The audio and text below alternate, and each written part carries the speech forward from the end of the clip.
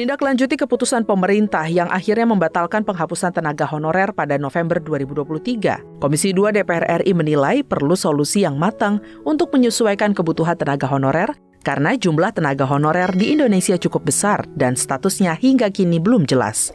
Hal tersebut ditegaskan Ketua Komisi 2 DPR RI Ahmad Doli saat memimpin rapat pertemuan terkait tenaga honorer di Provinsi Sumatera Utara. Ia menjelaskan saat ini DPR RI dan Kementerian Pan-RB akan terus mencari solusi untuk penyelesaian masalah tenaga honorer terkait penghapusan tenaga honorer di instansi pemerintah mulai November 2023 mendatang.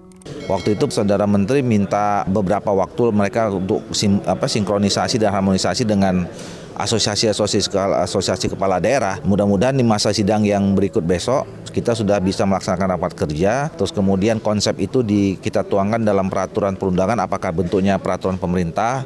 Waktu itu sih konsepnya peraturan pemerintah, ada sekitar 2 atau 3 peraturan pemerintah lagi yang akan diterbitkan yang nanti akan kita bahas untuk menyelesaikan secara tuntas semua masalah tenaga honorer. Dalam kesempatan yang sama, anggota Komisi 2 DPR RI Ongku Hasibuan meminta agar kebijakan terkait tenaga honorer ditinjau kembali. Sekarang 3 jutaan lebih, 3.900.000 orang. Apakah mereka nanti otomatis mau diberhentikan di November 2023? Terus siapa yang mau melayani masyarakat? Nggak sesederhana itu juga gitu loh. Oke, disediakan outsource, apa bisa secepat itu menyelesaikan itu? Saya usul kepada Menpan-RB, jangan gegabah, ya, jangan buru-buru. Kita harus carikan solusi yang baik bagaimana supaya transformasi ini berjalan secara mulus. Dari Sumatera Utara, Rizky Kurniawan, TVR Parlemen, melaporkan. Assalamualaikum warahmatullahi wabarakatuh. Salam sejahtera untuk kita semua. Kali ini kami akan membahas informasi seputar honorer dan CPNS dengan tema, jelang dihapus. Ini kabar terbaru soal honorer PNS, yang kami lansir dari CNBC Indonesia. Untuk itu, langsung saja kita simak informasinya. Kabar terbaru soal pegawai honorer datang dari Menteri Pendayagunaan Aparatur Negara dan Reformasi Birokrasi PANRB, Abdullah Azwar Anas. Azwar baru-baru ini menegaskan bahwa pihaknya akan menghindari kebijakan pemberhentian massal atau PHK saat menerapkan kebijakan penghapusan tenaga non-ASN pada November tahun 2023. Presiden Joko Widodo sendiri meminta Azwar untuk mengkaji masalah ini, mengingat kebijakan soal honorer akan berpengaruh pada 2,3 juta pegawai dengan status tersebut dan daerah serta kementerian lembaga yang mengandalkannya. Bukan diberhentikan, tidak ada rencana diberhentikan, ungkapnya di Istana Kepresidenan. Meski tidak diberhentikan, dia mengaku tengah meramu opsi konkret untuk menangani tenaga non-ASN yang ada di lingkungan pemerintah pusat maupun pemerintah daerah saat ini, seperti tenaga honorer, pegawai tidak tetap, pegawai tetap non-PNS, dan tenaga kontrak, yang totalnya mencapai 2,3 juta orang. Adapun, menurut Anas, opsi penanganan nasib akhir para tenaga honorer yang akan dilaporkan ke Presiden Joko Widodo dan telah ia komunikasikan ke Komisi 2 DPR RI itu secara garis besar akan menitik beratkan pada jalan tengah. Artinya minim menggunakan anggaran dan menghindari PHK. Dan tidak akan tambah beban daerah.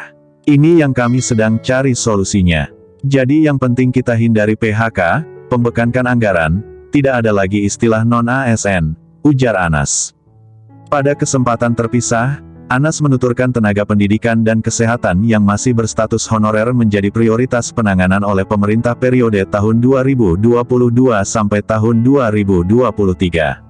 Para honorer ini akan diberikan ruang ikut seleksi CASN untuk formasi pegawai pemerintah dengan perjanjian kerja PPPK, ataupun calon pegawai negeri sipil CPNS.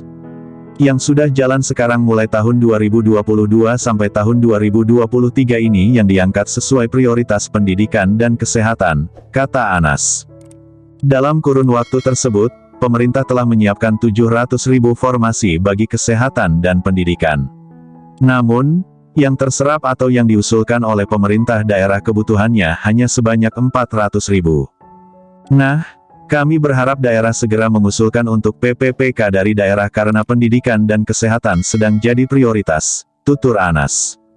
Namun, tidak hanya untuk periode 2022 dan 2023 saja, Anas menuturkan tengah menyiapkan formasi lebih banyak pada 2024.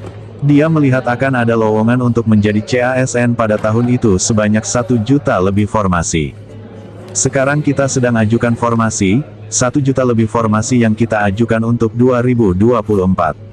Tentu tenaga non-ASN tidak hanya guru dan kesehatan, tentu di banyak tempat banyak, karena itu sedang kita siapkan opsi terbaik, ungkap Anas.